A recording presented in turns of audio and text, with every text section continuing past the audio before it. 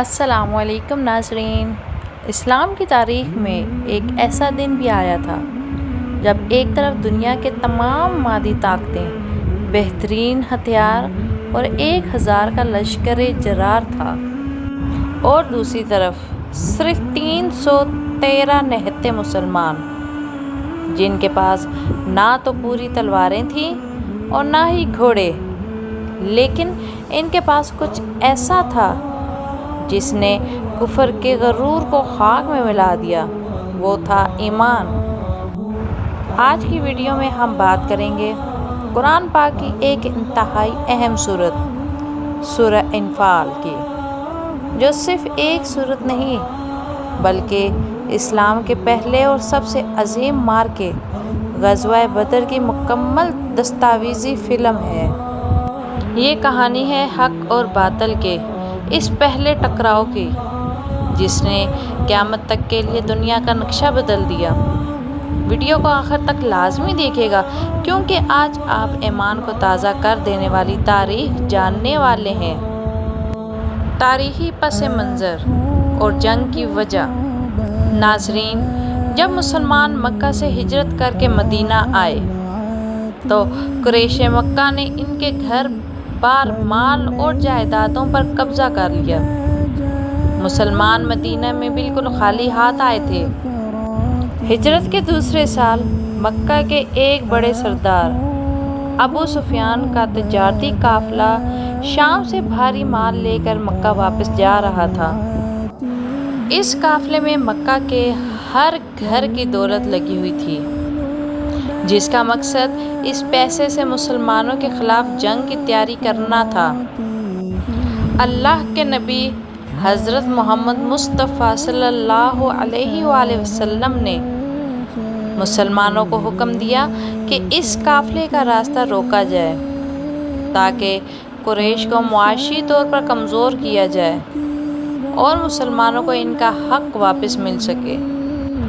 جب ابو سفیان کو اس بات کا پتہ چلا تو اس نے مکہ کی طرف ایک تیز رفتار قاصد بھیجا، جس نے مکہ پہنچ کر شور مچا دیا کہ تمہارے مال اور قافلے کو محمد صلی اللہ علیہ وسلم لوٹنے والے ہیں، جلدی پہنچو۔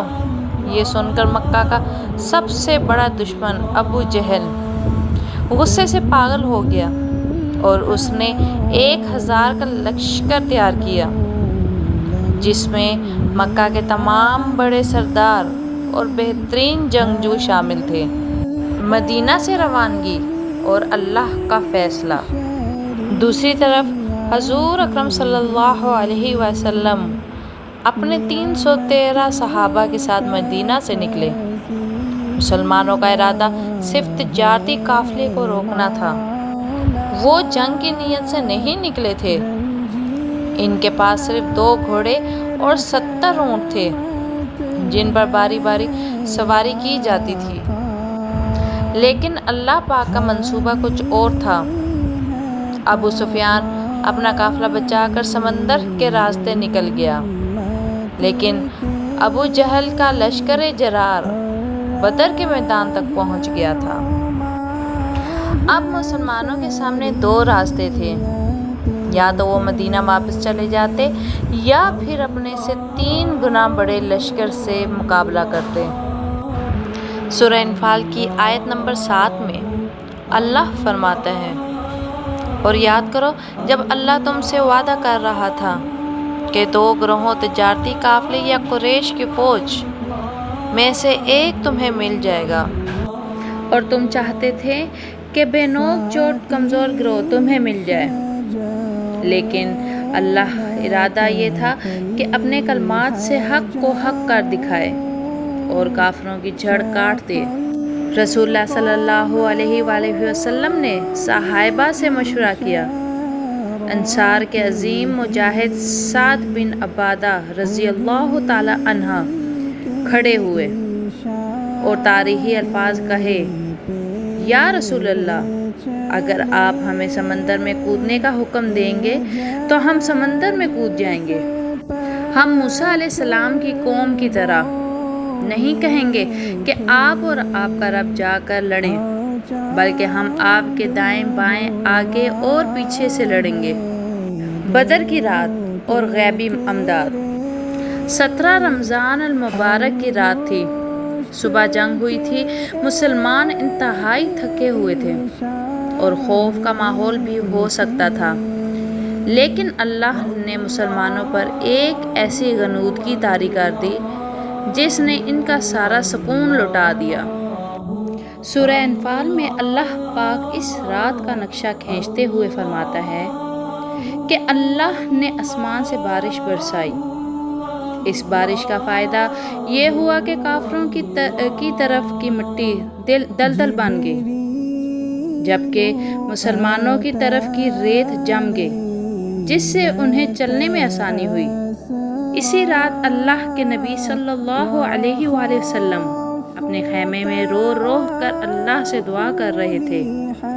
آپ صلی اللہ علیہ وسلم کی چادر مبارک کندھوں سے گر جاتی تھی۔ آپ صلی اللہ علیہ وسلم فرما رہے تھے، اے اللہ، اگر آج یہ مٹھی بھر مسلمان ہلاک ہو گئے تو قیامت تک زمین پر تیری عبادت کرنے والا کوئی نہیں رہے گا۔ تب اللہ پاک نے اپنے محبوب کی دعا سنی اور سورہ انفال کی آیت نمبر 9 میں فرمایا، جب تم اپنے رب سے فریاد کر رہے تھے تو اس نے تمہاری دعا قبول کی کہ میں 1000 فرشتوں سے تمہاری مدد کرنے والا ہوں جو پے در پے آئیں گے۔ معرکہ بدر، حق اور باطل کا ٹکراؤ۔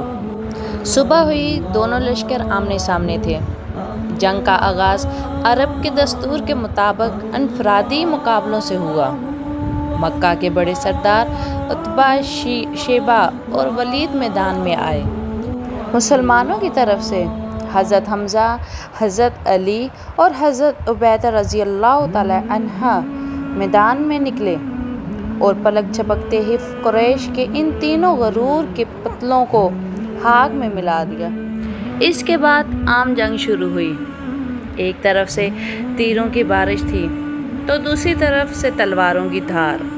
تاریخ گواہ ہے کہ اس دن فرشتوں نے زمین پر آ کر مسلمانوں کے ساتھ مل کر جنگ لڑی۔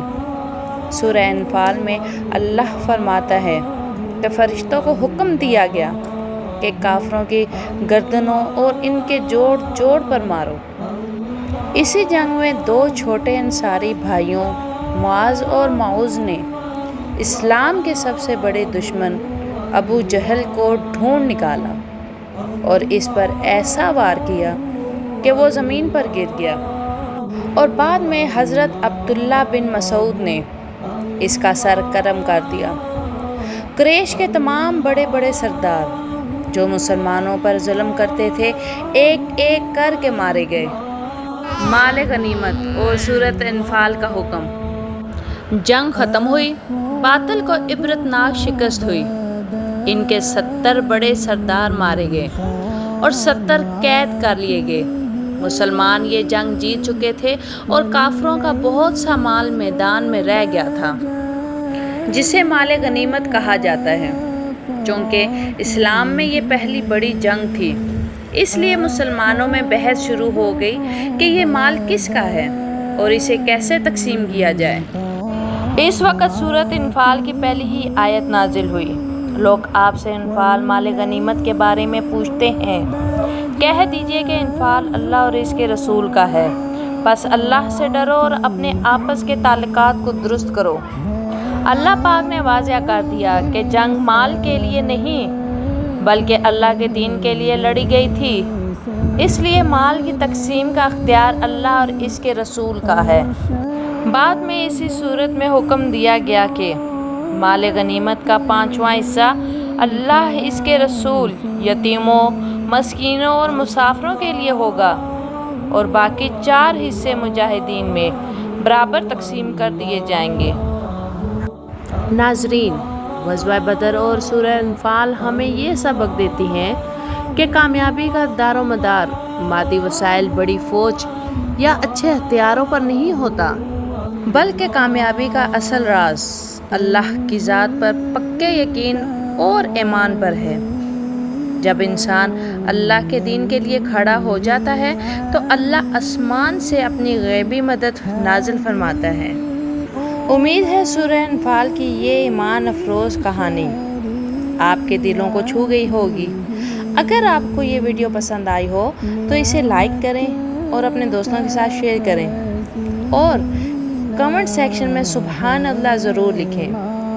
ایسی ہی مزید اسلامی اور تاریخی ویڈیوز دیکھنے کے لیے ہمارے چینل کو سبسکرائب کرنا نہ بھولیں۔ ملتے ہیں اگلی ایک اور بہترین ویڈیو میں، تب تک کے لیے اللہ حافظ۔